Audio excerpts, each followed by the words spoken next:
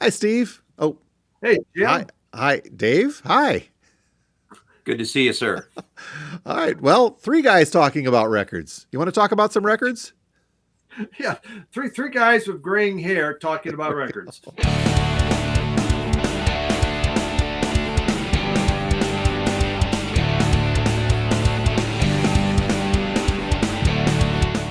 And welcome back to Two Guys Talking About Records. But since it's our 100th show, we're going to have three guys talking about records. I have Dave here from Local Bandography out of North Carolina. He came up and he emptied his pocketbook, and I emptied my pocketbook, hitting record stores. And actually, yesterday there was four of us out there, five after for doing that. Yeah. So that's where I'm, Steve. I'm a record collector, though. I forgot to say that part. And Yep. Jim, My name's Jim, and I own a record store. And Dave? yes, Dave. I'm an insane individual. That's all. It seems like Denver is becoming the vinyl community hub as long as you're like a magnet there, Steve. Yeah, well, we did find a lot of stuff. It was a really good time. We had four different shops. One shop had two different sections, but and it was really good. We went out the day before, and yeah, it was really good time. There is a lot of stores in Denver, and some really good stuff to be found here. And the surrounding area. Have you made it to most of these stores yet, or you still have a few to discover? In Denver, I think now I've hit them all, unless it's something I can't. Surrounding, I'm having to go further and further out now to find to find some new stores. But yeah, I'm hitting them pretty good. And Dave, what I'm brought you to town? Oh, airline prices. There we go. I was sitting at work one afternoon, and someone was mentioning, if you want to fly right now, now's the time. And I come out to Colorado. Well, I used to come out to Colorado quite a bit because my brother lived in Leadville for many years, Mm-hmm. and he actually went to college in Grand Junction at Mesa State. So I made it a point to come out when my niece was born and perform my uncle duties once a year in January. So I'd come every January to Denver, and then I'd drive. I'd go up into the mountains, and I'd never had really taken in Denver as a city. And I was like, well, Steve was nice enough to drive all the way from Michigan down to North Carolina to visit, not too far back, to go to Noble Records, Yep. make the pilgrimage. I was like, I need to make the pilgrimage to Twist and Shout and Wax Tracks in Denver. And I looked at airline prices. It was $68 direct one Wow. way. And I texted Steve right when I saw those prices, and Steve said, I've got a spare room. And I said, I'm booking the flight. Very And cool. yeah, and we have a few other vinyl community members in the area. Tice, Sound of Minder, and he's from the Netherlands originally, and he's an awful nice guy. And then you have Michael Poetry on Plastic, out of Colorado Springs. He plays oboe, correct, in the Air Force band, and he works. There's a few big things he does in the record industry. So, and he's an awful nice guy too. So, and then you have a friend here, Yeah, Richard locally, Ash. Yeah, and he got up with us too. So we had a good vinyl community meetup yesterday. Wow. And yeah, I got a preview of the one store though on Friday, and I didn't hold back, and so we have a lot of records here. Well, we'll get into that, but I'm glad to see you guys are having fun out there, and the record stores probably see you coming and go, "Hey, these guys." Yeah. We were approached by the owner on Friday of Twist wow. and Shout, and yeah, it was that was nice. Very cool. Very cool indeed.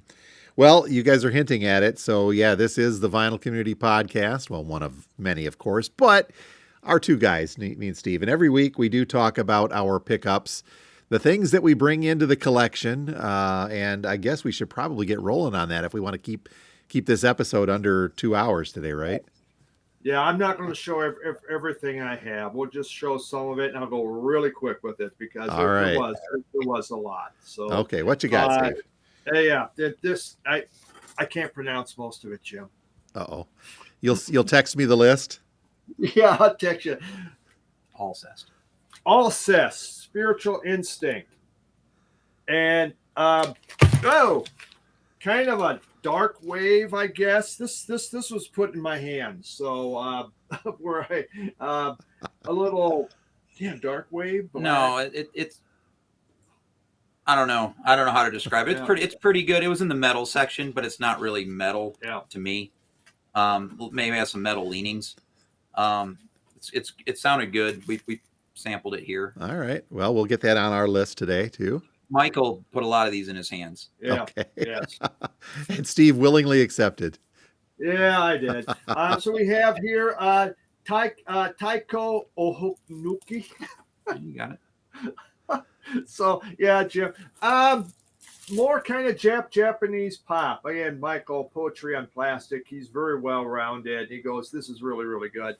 So okay, well, give that a shot. So I'll send them to you. This was interesting.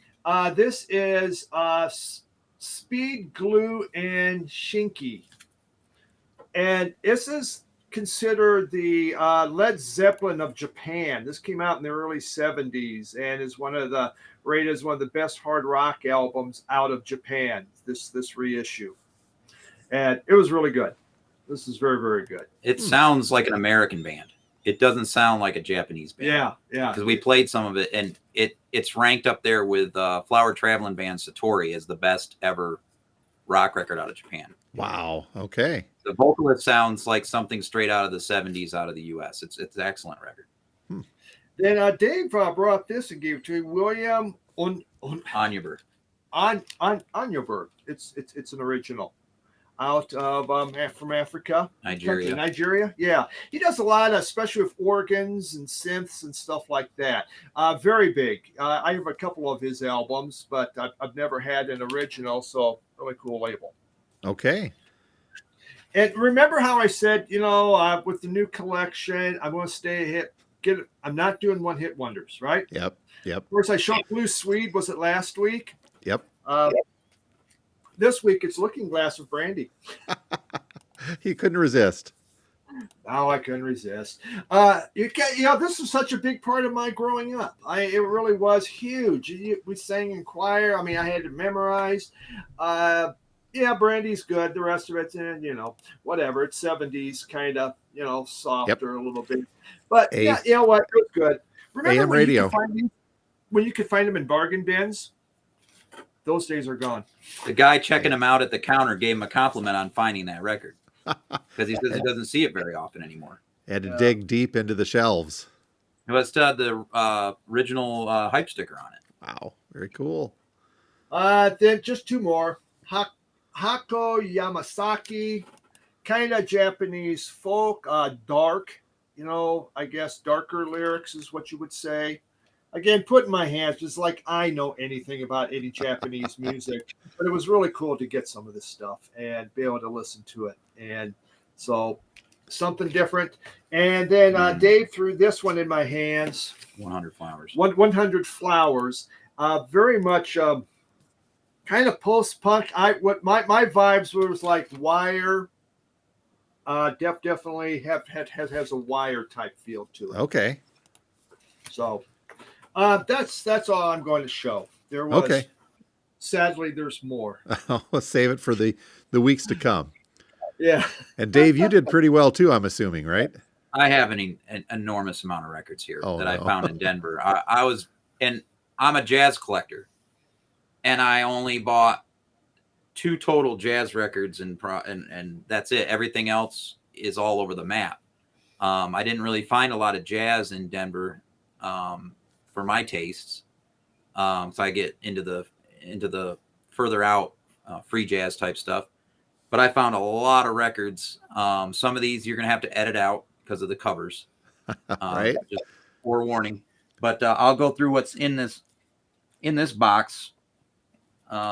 These are most of the LPs. I got a lot of 7-inches. I got a couple 78s. This city was phenomenal if you're into 7-inch records. Incredible selection. I've never seen so many good sections of 7-inch records. Every shop. There, even the little tiny shop we went to last had Jamaican rare 7-inches, like $40 a piece type stuff. Originals. It was incredible. So this is the first one you might have to edit out. This is Crass, the punk band from the UK. Penis Envy. That's a big one for me to find. It was cheap, $18. Comes with it's a poster for the cover folds out on a poster. This was a gift from Steve here. Look, Mom, No Head, The Cramps. Oh yeah. No, I just not a boot. It's an official Cramps record that I did not have. Yep. So that's a good one. Dig the Cramps, rockabilly stuff. The last record store we went to, I did find this record. It had just come in, he said.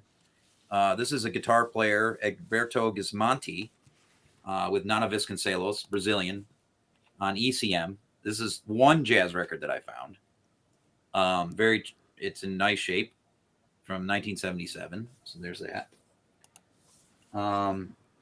This was a jazz record that Tice found in the clearance bin. This has just been put out recently. They reissued the Palm label out of France. What's the label called? Souffle Continue Records.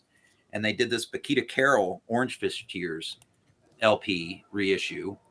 The reissue goes for about $38.99. This was marked down to $21, and it's sealed. So it wasn't even used. So that was a great pickup for that price. I don't. This is the band. Chrome, which is Alien Soundtracks. This is a reissue. Got this at Wax Tracks in the new section. Originals go for like $100, so this was like 20 some bucks. So this was a no brainer. I can't find this in Charlotte. That's the whole point of what I picked up with stuff I know is not in Charlotte to pick up. If I got anything that was new, I tried to stick to rare used, or just things I like. And I'm all over the map. So here's a record I got at Wax Tracks in the used country section. Hank Snow's Country Guitar. This great cover in mint condition. A lot of the records in there in the country section were trash. This was like the gem for like $6. So love some Hank Snow. My mom used to see him as a kid in Rochester, New York. My grandfather used to take her to see him play. I think he's from Canada. We've got a ton of Hank Snow in our dollar rooms. Yeah, I have my friend Joe loves Hank Snow, so he's good. Another one, VCLT from Steve, is this Parliament. What is this, Motor Booty Affair? Yeah. With all the bells and whistles. Great Parliament record. I saw George Clinton recently on his 50th anniversary tour in Charlotte at the Fillmore. It was incredible. Fishbone opened, as they did 20 some years ago when I saw him prior, and it was great. This is one I found, I think, at Twist and Shout. Yeah. First day. Yeah, first day. Traditional blues sung by Brownie McGee on Folkways. And this is a fantastic blues. And it has the booklet. It's a gatefold. One sleeve is just for the booklet and the other's for the record. So to find any of these old Folkways complete with the booklet is hard to do, and this was a very good price. Oh yeah. The punk section at Twist and Shout was also fantastic. Found this Minutemen, Buzz or Howl Under the Influence of Heat on SST. So that was a great one to find. Again, I'm all over the map. I got a soul record here, soul R&B, Mary Clayton. This one goes for a bit of money, and this was a very, very good price. It's got some ring wear. The cover has a little issue, but the record was clean. This was one of the biggest ones I wanted to find because this guy here does these flip videos, and I got a preview of Twist and Shout before coming, and I was like, oh, I hope this record's there. It was still there right where I knew it was. A month. I showed that a month ago. It was still in the new arrival bin. Oh my. Yeah, I got lucky on that. And then this is another one that you put a lot more in my hands than I even remember. I did that. Well, but you said you needed that one. Yeah, and I can't remember. I don't know if it's like this or like this, but it's Lodger from David Bowie, and it's a Bowie I've been getting into lately and didn't have. This is a clean original copy. That's a box of LPs. Hold up, let me see what else is here. There's a whole other box of the rarer stuff. And I've got it packed to go on the plane in one of these that Sound Dome uses. It's bubble wrap box. This thing is incredible. So I have a lot of there's a lot in here. I don't know if I can get it all out easily, but we'll give it a go. So you kind of answered my follow-up question: is how are you going to get all these things back home? Oh, I'm all set. I got a backpack. This will all fit in. I've already tested it out, so I'm good to get on the plane. It's just my back's going to hurt a little bit on Monday, but I'll survive. So this is an original Sister Rosetta Tharpe, 78 on Decca. Wow. Yeah. And it was My Journey to the Sky is on the B side. The A side is Up Above My Head, I Hear Music in the Air. And it's Sister Rosetta Tharpe and Mary Knight with the Sam Price Trio on the A and the B. I was happy. I love Sister Rosetta Tharpe, the queen of rock and roll, in my opinion. She could jam an SG. Incredible. And some, gospel leaning vocals. The punk section was great at Twist and Shout. There's a bunch of very, very early hardcore out of New York and punk out of New York City that doesn't get talked about. You hear a lot about Ramones and the like, but this was the band Testers. These are two 10-inch records on Incognito out of Germany. Press these. So there's volume 1 of Testers and volume 2 from 1976 to 77. Very, very early. These were just kids, and they could jam. And there's some really early, I want to say, cassettes of theirs that are tough to get. But I was stoked to find those. Another 78 RPM record. This one I got yesterday because I went through the rest of them. This is the Lester Young Quintet on Mercury Records, and it's a promo. So this has got with Lester Young, Oscar Peterson's on piano, Ray Brown's on bass, Barney Kessel on guitar. And who else is on this? J.C. Hurd is on drums. That was a very rare record to find. So traveling with those 78s has got to be a bit of a challenge too, though, I would imagine. The shellacs. That they fit tight in this package. Yep, they're going to be fine. Yeah, I just don't know about TSA. If it'll flag them to search and they'll dig them out and handle my records. That's one of them. But we'll see.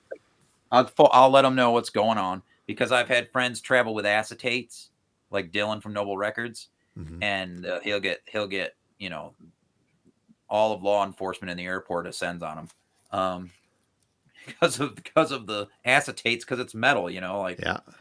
All right, so we've got a bunch of 7-inch records. This was a gift from Tice. That we found at the last record store. Yeah. This is a Sun Ra 7-inch that was put out in 2011. And the original 7-inch is pictured on the cover. And it's Christmas songs from Sun Ra. Yeah, it's Christmas time and Happy New Year to you. It's a very rare Saturn Records 7-inch. If you found the original, it set you way back. But this was an awesome gift. This one you're gonna have to edit out. Show the back. Is the back okay? There we go. Yeah, I'll show you the back. Dwarves. It's a split with Dwarves and Raging Nathans. I'm not gonna show you the front. You know what all the fronts of their records look like. Yes, we do. They've got a record store day release too, I believe. Dwarf 7-inch. This is I think an original. It was marked. So there's another Dwarves. He got me into the Dwarves Yeah, on this I trip. did that. How about that? See, Um, I'm a bad influence, Jim. Yep. some rare 7-inches. Bo Diddley cracking up on checker on the A side. Backed by the great grandfather on the B side. Bo Diddley. This is a mint 7-inch original on checker. I just showed four Bo Diddley albums this morning on my show. Oh, nice. Yep. And then this was a blues 7-inch Lazy Lester, the Petrol Blues, backed by You Got Me Where You Want Me on Excello Records. Yeah, rare blues. And then a Howlin' Wolf on chess 7-inch, built for comfort with 300 pounds of joy. I was very happy to find a Howlin' Wolf 7-inch on chess. Yep. The rarest 7-inch I found was this My Bloody Valentine, the re-release by My Bloody Valentine. This was not cheap, but I guess it's different than a lot of their stuff. It's not as shoegazy. So we'll see if I'm into this, but I couldn't leave it behind. I'll never see it again. So Yeah. And then the last 7-inch, and this, oh no, I got two more, and then I'll be done. This is another very early New York hardcore band. Henry Rollins did the liner notes for this reissue. This is the Stimulators, Loud, Fast Rules, Run, Run, Run. So this is very, very early New York City hardcore. Another great, great band, and I never see their stuff, so grab that. And then the only record I bought off of any of the walls was a 7-inch. And it wasn't cheap. It's the most expensive thing I bought, but it was only 40 some. I think it was 45. Sister Rosetta Tharpe on Decca. Nobody's Fault, backed by Shadrach. So that's a very rare 7-inch. I was excited to find that, and I have a couple other LPs, but that's plenty to show. Wow. That's the Denver. Yeah, I think I have a very weird Eugene Chadbourne record. He's a guitarist, like very avant free jazzy type, but he did this one. It's it's Corpses of a Foreign War. It's very political in nature, and it has that's in this file. I can't get it out of here, but it has a guy from the Violent Femmes on the record with him. Oh, okay. And it's from Greensboro, North. There's something about Greensboro, North Carolina printed on the record. And being from North Carolina, I sampled the record. I didn't quite dig the vocals, but the guitar playing was so good, and it was such a weird record. I bought it. It was cheap, and I was like, it's from Greensboro. I'll bring it home. So. Wow. You guys had a blast, apparently, here. Yeah, and then we also, on Friday, was it Friday? Yeah. We toured the new Paramount pressing and plating plant. Oh, wow. With Gary Sahlstrom, master plater, and was it Jim Netter? Yeah. From Acoustic Sounds. Well, he's out of Salina, Kansas. And that was set up through our friend Teddy from the old school days of the vinyl community, from Eat Sleep Vinyl, if anybody out there remembers Teddy from Kansas City. And we met Jillian, who kind of manages some things there at the plant, got the full plating process shown to us, and pressing of a record. And it was incredible, and they're just kind of getting going. And so I think you'll have an upcoming video. Yeah. I was going to say, he did all the professional video work. Yep. So he'll have a very, very good video for Paramount. I'll have one, but it won't be anything exciting because Steve got all the good footage. But it was an honor to do that. And yeah, it was quite. There was a lot to learn in there. Wow. Well, I'm glad you're having some fun out there. Oh yeah, that's cool. But what did you get, Jim? Well, you know what? Relatively tame compared to you guys with that. I just had a couple of quick things. We talked a lot about before greatest hits and how a lot of the times that suffices. And I've had a Guess Who greatest hits in my collection for some time, and that has been good enough for me. But this popped into the store a while ago, a nice copy, not an original because it still has that with the hit up top there of Laughing, but the Canned Wheat. And I put it out on the shelf, and I thought, you know what? It's going to be I'll listen to it a few times, and then somebody who wants it will pick it up. And then lo and behold, it sat there for a couple weeks, and I listened to it a couple more times, and you know how that works for me, Steve. So like, well, Yeah. we're going to pull this. See, folks had their chance, so now I've grabbed that and put it in there. But, you know, No Time and Undone, I think are just great songs. And so I'll kind of hold on to that for a while. The other, Jim, I don't see that one very often. no, the Canned Wheat, no, not this one. Even with the, you know, contains the hit Laughing. I'm trying to remember exactly where that's not the first press, but it's early after they hit on that. Yeah. So next one was an upgrade. You mentioned Bowie earlier.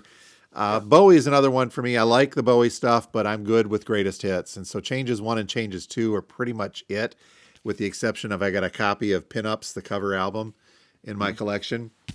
But I had the orange label reissue of this, and then this one actually didn't come through. I found this, and I'll tell you where in a second or two. And this is a brown label first pressing from RCA. So switched Very that clean out. looking. Yeah. Yep. Did Very you nice notice the typeface on the back is similar to the back of another Bowie record? Which one's that? That's There's like station to station. oh yes, that is correct. Yeah. So Very cool. Happy for an upgrade. And then this next one kicks off the batch. Another compilation, I guess as compilation week for me with these two, but I picked up a Squeeze singles. And this one has got pretty much, Squeeze is a great alternative band. I had fun with them when I was in college doing radio. And this is good enough for me with a lot of that stuff. Now this one, Steve and Dave, was a batch. I don't do thrift stores very often. But my wife and I ran down to Saginaw. She had a day off last week. We ran down there, and I decided to hit one up. It wasn't the Salvation. It was just kind of a independent type thrift store. Big one, lots of stuff.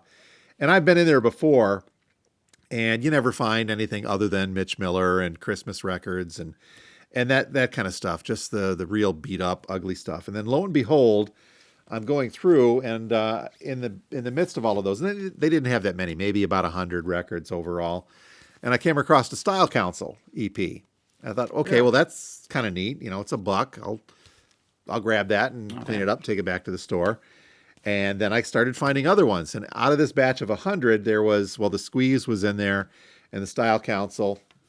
I nabbed a total of 5 records, I think, out of there, just because $1 and I'll clean them up. The Concert for Campuchia, it's got Costello and the Clash and Pretenders. A lot of great stuff on that. I've had this in the store a few times. We'll give it a listen. Just a Nick Lowe, You Never See, The Rose of England.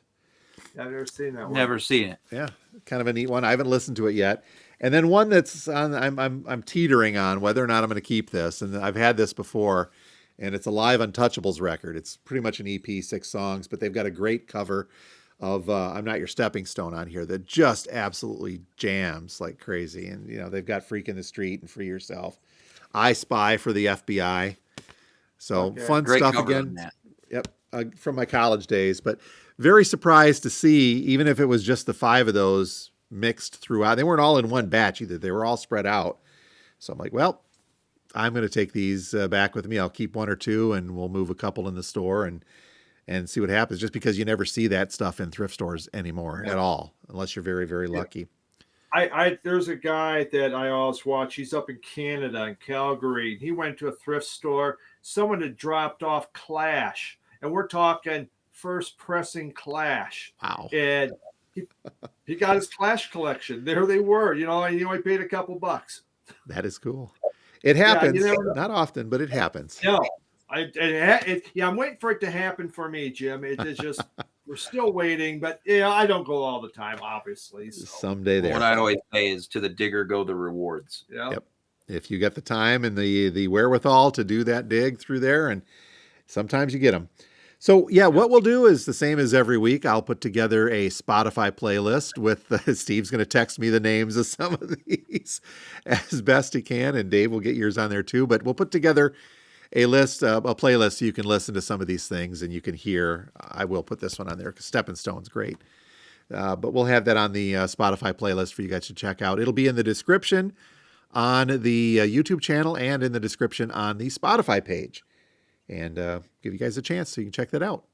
Okay, guys, before we get to the subject at hand, which is, I guess, talking about records today, because this is the 100th episode, and Steve and I wanted to talk about records, 100. But we'll get to the retrospective here in a couple of moments. But I had two things I wanted to bring up of little oddities that have happened here in the store, and I kind of want to get your thoughts on these. First up, Steve or Dave, have you guys ever cracked open an egg and had a double yolk in an egg?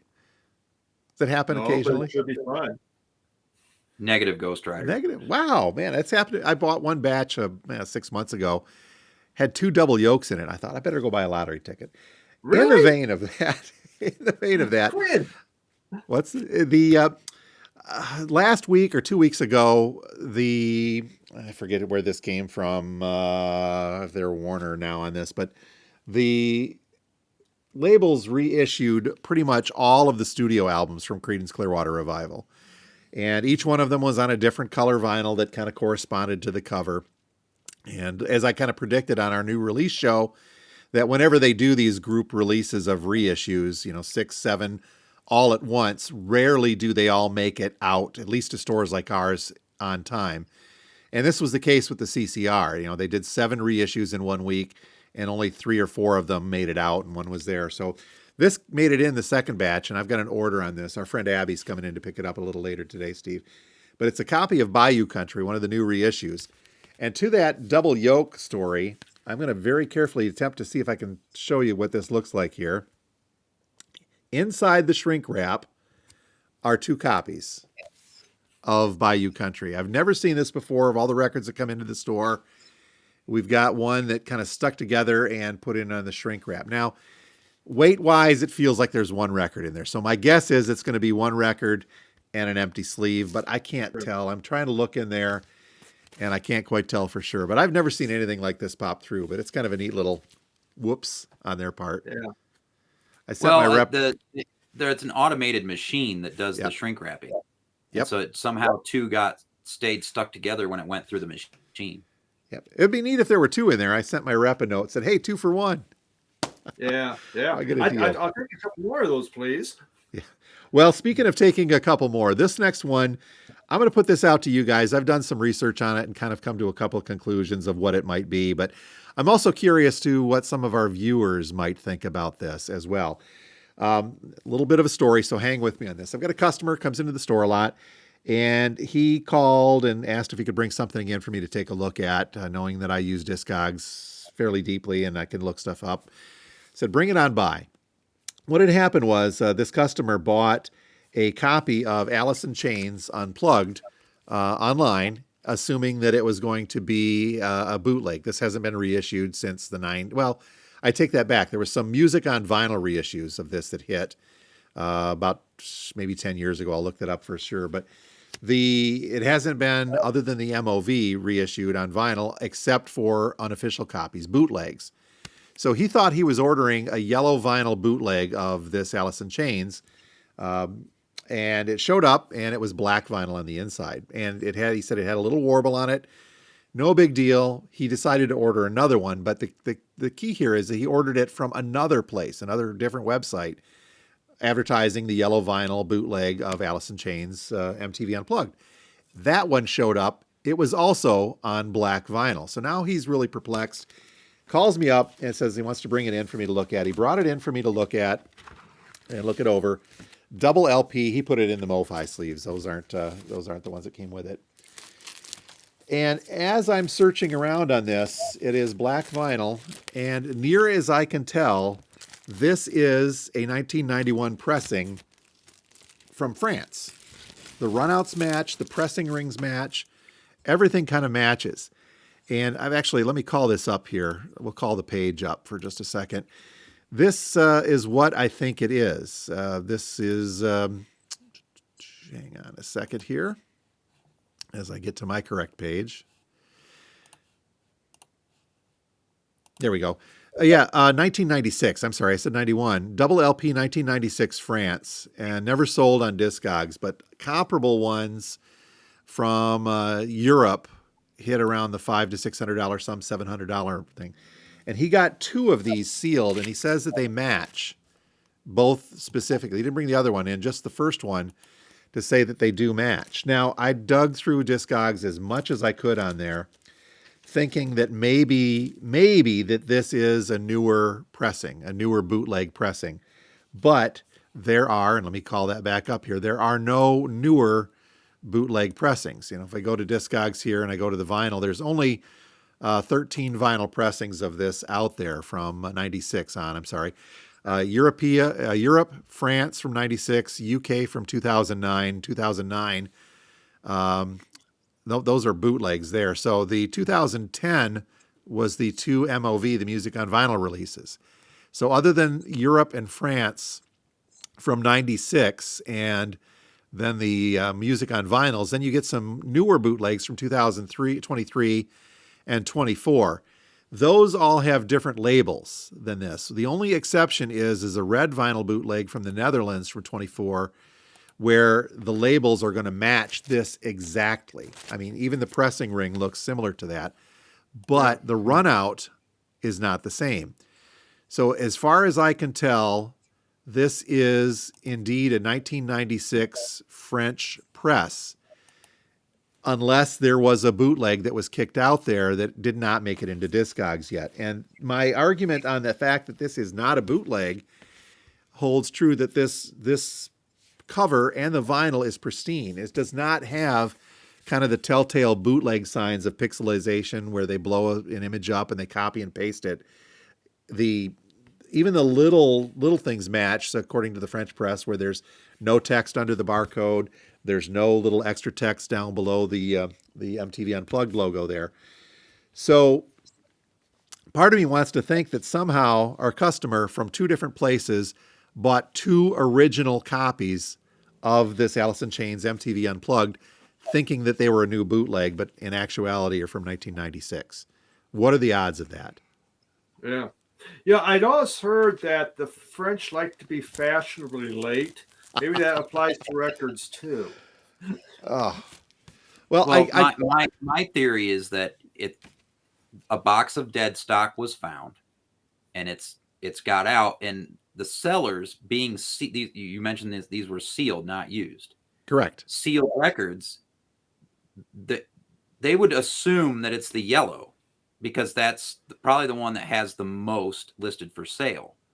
And so when they're looking at it, and like you said, there was some stuff that did match up to the yellow, correct? Correct. Yeah, the yellow had a different label on it completely. The label was different. And so as a seller, you're probably going to assume that, since you're not going to think, oh, wow, dead stock from what, 1996? 1996. Show up. So it makes sense that the sellers are selling it as they are, because they haven't opened it to check. And they're letting things go. I'm going to assume they're $35-$40 on these, on the cost on those. And they're worth, sealed, they would have been worth $500 to $600 to $700. Yes. So as of Monday morning, Discogs will now be very busy with people ordering a Alice in Chains live. It's the lottery, baby. Maybe looking for the yellow ones. The odds to me are astronomical. Now, I went so far as I've got a guy that I buy from. He's a distributor out of New York that gets a lot of unofficial copies in, and he puts out an email list, and we buy store stock of these unofficials, a lot of live stuff. I like to get that around Record Store Day. I called him and I told him what was going on, and I said, have you, in your connection to the European side of things from the bootleggers, seen any newer versions of this come through that would indicate that maybe there's a black vinyl version? He said no, he had not heard of that. He also said that most of the European bootleggers now don't even bother with black vinyl. They're just tossing this stuff out on colored vinyl for the heck of it. But again, sealed copies from 2 different buyers, but obviously from the same source someplace. No pixelization on this. The labels match that 96 French pressing. And more importantly, the runouts match that French pressing exactly. And I know it's not the UK pressing or the European pressing because the runout's different and the label pressing rings are a little bit different. So I'll call our customer back and tell him he hit the jackpot. How does it sound? What's that? How does it sound? Haven't done that yet. I'll put that on a little later today. I wanted to kind of do the digging on that first, but and I haven't checked to see that little warble that he said. But that would also make sense if this has been boxed, since 1996. There's got to be a little stuff on there, but maybe some heat damage from being in a warehouse or something for all something those like years. that. Now, he didn't think it was that bad, but it was bad enough for him want to order a second copy. But Yeah. that's, to me, I mean, it's an amazing find, and more power to him. I think that he's probably going to want to trade this one. We'll see if we can get that into the store here. But from my standpoint of the store, I'm very, very nervous about that. Okay, I'm 99% sure that that is an original copy that's going to be worth hundreds. But is there a black vinyl bootleg out there that we don't know about? I don't think so in this case. I haven't heard of one. I don't know about them Russians. The Eastern European one. So anyway, I'll keep you updated on this, and we'll see where we go on this. But to me, it's just an amazing story. And you're right, Steve. I think people are going to be searching the yellow vinyl bootleg. Where can I get more of these? Just to see if there was. I mean, if it was a box of 200, 500 of them, maybe, or even a box of 10 to 20, and they got out into the wild somehow. So some of these different buyers got a hold of them, thinking, Dave, like you said, that, oh, well, barcode matches must be the same thing.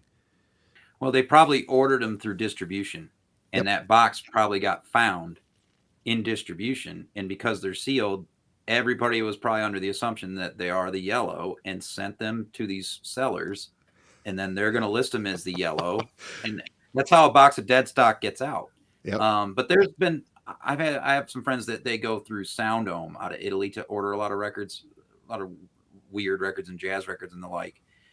But there's been some dead stock popping up of stuff from like Germany, like from the 70s. That's very rare. And they're selling them cheap, but they're sealed original dead stock records that you haven't seen in however many years that is. You know what I mean? Like in 40 some years. And so it's happening that people are starting to pay attention to, oh, we have a box of records here that hasn't moved in how long? Let's see what it is. It's amazing that it would make it. Just for grins, let me go back to that European copy, because again, there's no sale record on Discogs. It's never sold. The French one's not out there, but the European one from '96 is. Yeah. The median range right now on the European one from '96 is 289, with a high end of 790, and 4 copies are starting at $475 right now. And you look at to see the last date sold. It hasn't sold. Last date sold. Let me prove I am not a robot, and we'll go in there. Last date sold would have been February of 25, a mint condition one. Oh, no, this person was a poor seller on Discogs. The comment says it's an unofficial import on colored vinyl. They listed this in the wrong place, and somebody bought it. So that makes sense. Yes. You know what I mean? That you're mixing up the yellow and the black. All of these European ones say, I wonder if they're all from the same seller, because they're all the same price, $78.12, $78.12.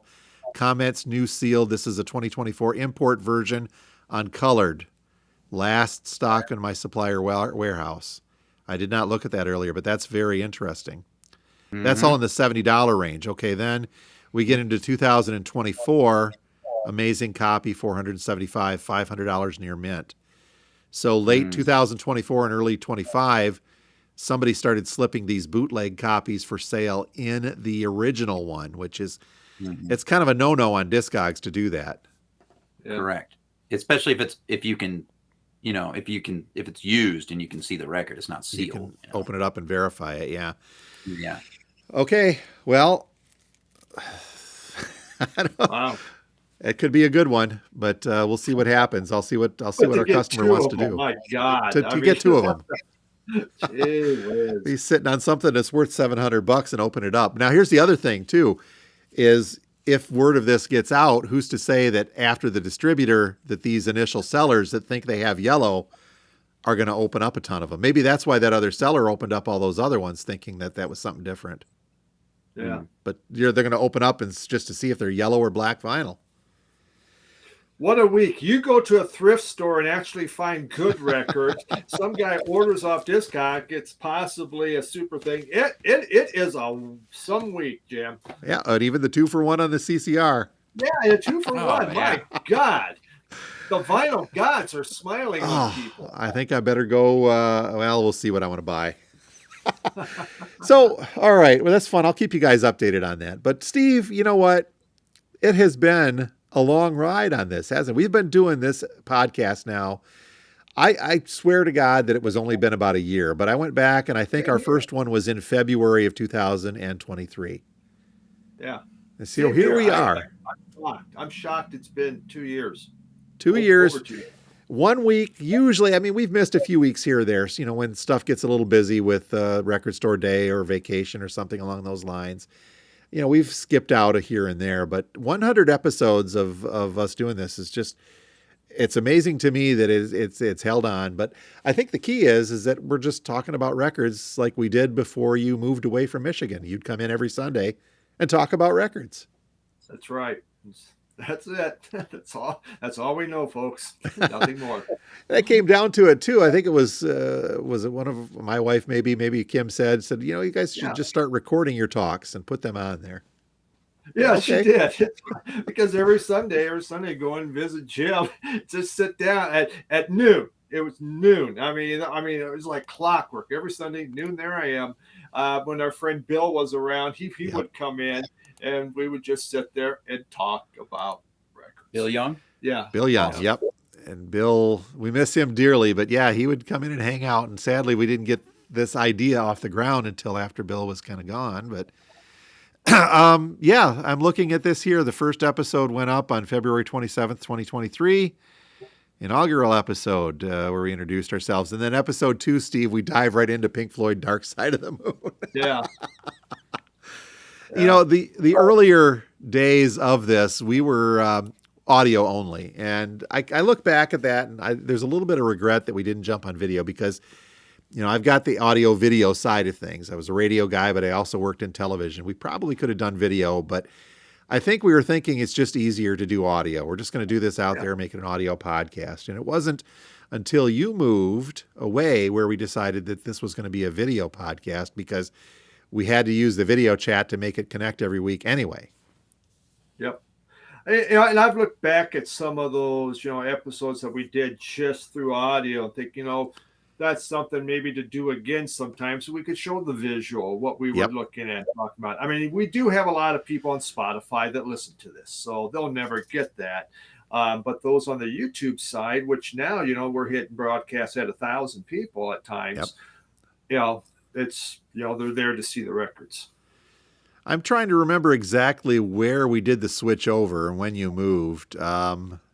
March. So here we are in 24. Yeah, March 11th. It was, almost a year ago now. Reboot, retool, essential. So episode 53 was when we kicked it over to the video side of things. Yeah. Interesting. Yeah, I've been here a year now. Just about a year. Moving too quick, sir. What are some of your favorites going back through these 100? 99 when actually. When I think some of my favorites is, talking Record Store Day is always exciting. Looking at the list, good, bad, indifferent, or whatever. We give our opinion, especially if there's a deal picture disc or a aha thing coming out. Hey, here's our opinion. But that's just what it is. I've always liked the episodes where we've talked about genres. We've talked about jazz, we've talked about prog, we've talked about punk, digging into a genre. I think that's neat. The Gateway album, one we did, I've really enjoyed because we all have those Gateway albums. I think it resonates with everybody. It doesn't matter what your genre is. We, that really hits us. Maybe my favorite was our road trip. When we did that, it was just us getting out and hanging out, besides in the record store, and that was just difficult to do with our jobs. We couldn't do that, but we were able to make that happen, and I really enjoyed that. The road trip is one of my favorite ones also, and I kind of wish that we had been able to do video a little easier. But again, the audio, I mean, we literally recorded ourselves driving down to the Detroit area to go to a record show. And then recorded ourselves on the way back. And that was the podcast. It was a ton of fun doing that. We've had guests on, Dave, thank you for coming in this week as well. But, we had Dr. Dave talking Yep. psychology, and that was on the audio side of things. We should probably see if Dave wants to come back again to update us on whether or not we're losing our minds by buying all these records. After this weekend, I probably need Dr. Dave back. I think. They needed intervention. Yeah. There we go. Let's start down. My name's Steve, and I collect records. Hi, Steve. We had Todd Gambrell, the lawyer, on a little while ago talking. That was a big episode too. We got a lot of feedback on that. That one even sparked my daughter over in Wisconsin when she saw the title. She goes, "Oh, wait a minute! He's talking about what records I get." And go from there. But and I'm with you. I think when we dig into some of the genres specific, I think one of the toughest episodes we did was the one on the Rolling Stones. I like the Rolling Stones. I'm just not a huge fan. I've got a lot of Rolling Stones in the collection, but I'm not that well versed on them. And I think that was a little challenging to go through and pick out some of our favorites of a group that's as iconic as they are without having a tremendous base of knowledge like we individually would have on other things. Me for Rush, you for Zamrock, or some jazz and such. Mm-hmm. And punk. It actually, I put down, I was thinking about things going forward. One of my, my thoughts was actually more episodes like that where we pick a group. Because, there are, a lot of groups that are really popular and we're just kind of, well, okay, we're not maybe getting them. David Bowie would be one. Yep. I think we've done Pink Floyd already. We did do Floyd. We did Rush. We're both, when it comes to Pink Floyd, we're both heavy into that, especially since we own 1 billion copies of Dark Side. Yeah. Dr. Dave, how about our Dark Side issues, please? One too many. But there are groups like that, to kind of, I think would be fun to do because it is interesting to hear our different thoughts on that. Especially if we're diving into something that we may not be as comfortable with, a little outside of our zone of I can sit and talk about this all day versus crap. I better do a little research on this so I don't sound like a buffoon trying to kick it out. Exactly.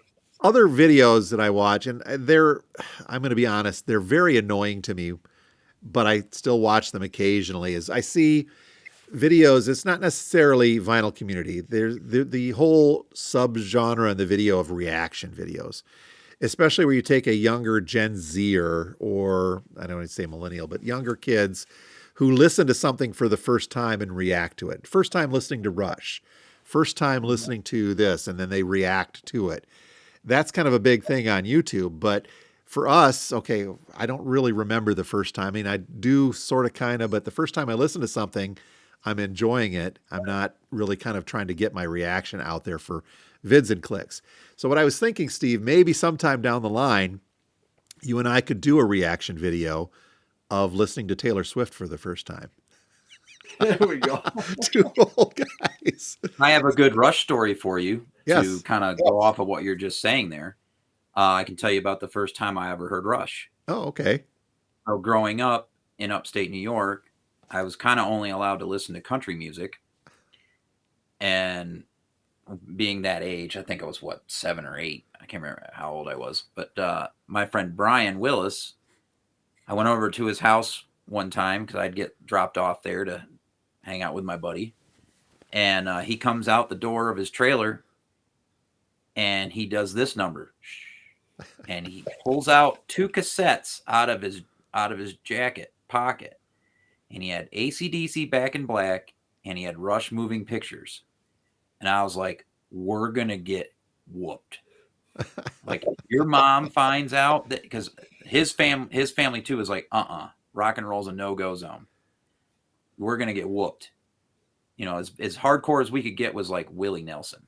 So and even then it was like, oh, he's an outlaw. On 8-track. So we run off to the hedgerow where you could go in this little strip of woods and hide out on the other side of his dad's workshop because he worked on cars. And he had one of those little tape decks. And so, yeah, played Rush Moving Pictures, and when I heard Tom Sawyer for the first time, mind blown. And that's what got me really into music. Very Was cool. those two records right there, and we lived to tell about it. And so yeah, that's it. Yeah, and then I of course collected all the Rush CDs. Yep. I had them and tapes, and I got to see them once. So that was, but yeah, that's my Rush. That's neat. And I kind of sort of remember my first time on that. It was again a friend. Here's a cassette. Check this out, which then leads to you buying the record. And mine was Permanent Waves. Check this out. I was probably in 7th grade, 6th, 7th grade, something like that. And I've tried to get Steve interested, but hey. Well, mine was my little brother bought a Rush album in college. As we were roommates, he brings it in, puts it on, and he goes, "Listen to this." I go, "Yeah, and what?" Couldn't get past the vocals. But yeah. Permanent Waves is my favorite. Indeed. But yeah, we've got lots of those episodes, and I think idea wise, and this is a little behind the scenes, inside baseball, if you will, for the longest time when the podcast was audio only, Steve and I had kind of a Google Doc where we would share ideas back and forth and kind of germinate on that. And I truthfully forget where we lost track of that one, Steve. We stopped using that, I think, after you moved. So almost a year now since we've had that little idea sheet.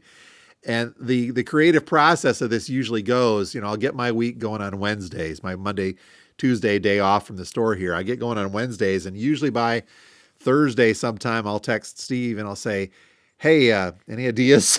Any ideas for Sunday?" And we'll bat that around a little bit here and there until sometimes Friday afternoon or even Saturday night. And it's been kind of our go-to as well. What do you want to talk about tomorrow, Steve?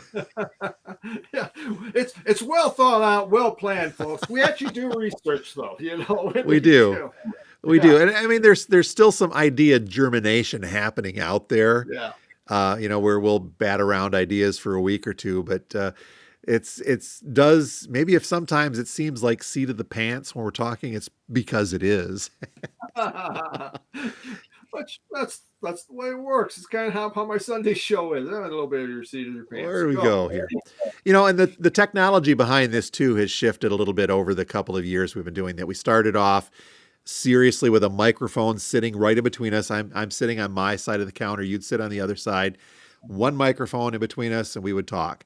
When we went to video, obviously when you moved away, this was going to be the way to do this. We used this older platform that gave me fits. And, the professional video side of me, it was cutting out the speed here. I had some problems with the connectivity at the store for the longest time. And it was a nightmare. And I think it's been a couple of months now when we switched over to this newer system. I'm still learning it, but it seems to be working a little bit better for us. Yeah. We've only had a few times it hasn't worked. That's been tough. And that's been user error. Yeah, I'm on a Friday live stream with the Jazz Bums, and we use the older technology, and it's not the best compared to this. This is incredible what you're using now. It is, and I'll get you turned on to this, Dave, when we're done here. The best part of this is it's free. Oh, that's fantastic. Yeah. It's free, but the learning curve's a little tougher, and I'm still catching myself a little bit here and there with things. But overall, this has just been a blast to do, Steve, and I don't see any reason that we can't do another 100 or so as long as we're both able to still buy records and talk about it without getting in trouble. Yeah. That's it. There's a never-ending supply out there. Yep. And there's still some bizarre stuff I'm sure I haven't shown yet. So, yeah. There is. And, other ideas, and this is just for those that have stuck around for the 59 some odd minutes that we've gone through so far. I've got one that I've been kind of percolating on in the background, talking about misprints and mispresses. I would love to dive into that because I've found a few things over the years here at the store that don't exist in Discogs that I've tucked away. I think I mentioned the Beastie Boys a little while back, that a License to Ill that I put into Discogs, but I've got 2 or 3 other ones that I have not put into Discogs yet. And according to the rest of the world, much like, this thing here, they don't exist unless they do somewhere and somebody just doesn't know about it. But mispresses and misprints, that's on my list to do. Maybe some deeper dives into other genres that we're not too familiar with. I'd love to do something on sci-fi records or concept albums down the line too. Yeah, concept would be good. I thought about picking a year and just, what were your favorite albums from that year? Yep. And talk about that. Boy, got a lot of years we could use that. And like you said, I think that it's very possible that we could revisit some of those earlier episodes that were audio only and actually show off some of the cool stuff that now that we have some video to go with it. Exactly. The mispresses and mislabels, the ESP disc label for jazz has a lot of that. Oh, there's okay. With Albert Eiler bells, there's some mislabels, like it'll have a stereo label even though it's a mono. There's the Ronnie Boykins record, which has half of a Ronnie Boykins pressed on one side and another record altogether pressed on the other. So yeah, that's a great label for that topic. Okay. Well, that's in the future, isn't it, Steve? Yep. All right.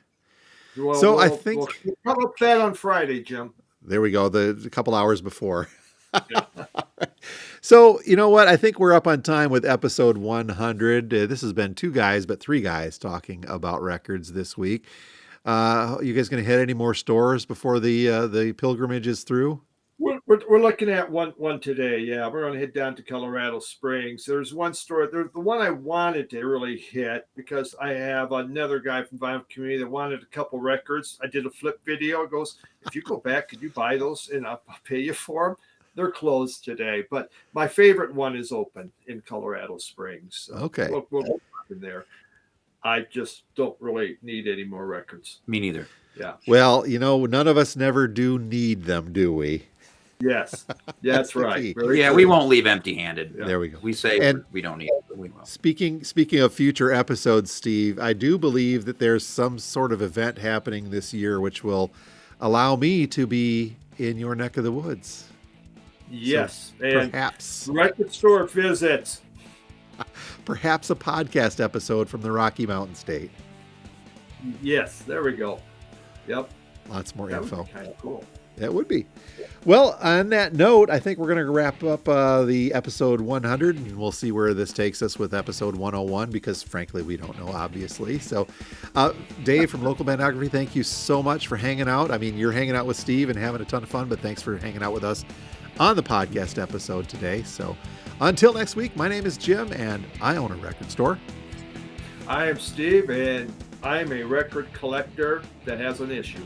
You guys have a great rest of weekend, and we'll talk to you next time. Thanks, Steve. Thanks, Dave. Thanks. Bye, everyone.